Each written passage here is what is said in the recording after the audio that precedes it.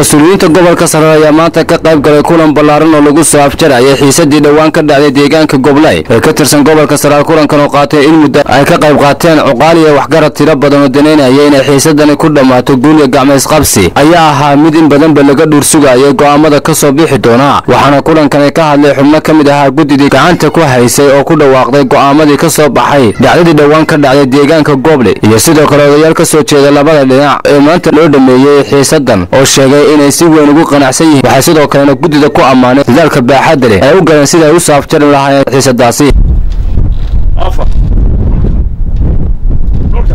guddidu kadib markii ay aragtay goobta Gobolay dhageysatayna dooda labada dhinacba waxay go'aamisay in Gobolay noqoto deegaan la wada dego oo aanay kala sheegan karin. waxay guddidu go'aamisay in aan laga samayn karin deegaan dambe oo cusub aagaba. waxay guddidu boon ka dhigtay ciddii jebisa ama wax ka soo celisa dhacdada Gobolay in lagu qasiro ama lagu ganaaxo $10,000 fiiro gaar ah. waxaa lagala xisaabtamayaa fulinta go'aamada qolo walba 15 oday ee bixiyay kalsoonida. waanu qaadanay wadayaan qaadanay waxa baan soo dhawaa waanu qaadanay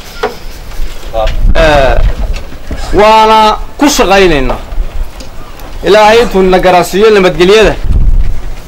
waxaan leeyahay kartan baa go'goonay waynu qaadanay baan leeyahay aroosho sii daayo barasabka gobolka Sare Ali Maxamed Faarax iyo xogayaha gobolka Sare iyo sidoo kale sarkaal ka socda ciidamada booliska gobolka Togdheer iyo maayirka xigeenka degmada Caynaba Nuuriida Ducaale ayaa amaanay talaabadan soo dhaweeyay. dida inoo soo gurmatay ee Turkiga ah ee aanan u yeerin ee iyagu isa soo xilqaamay ee dibta u adkaystay.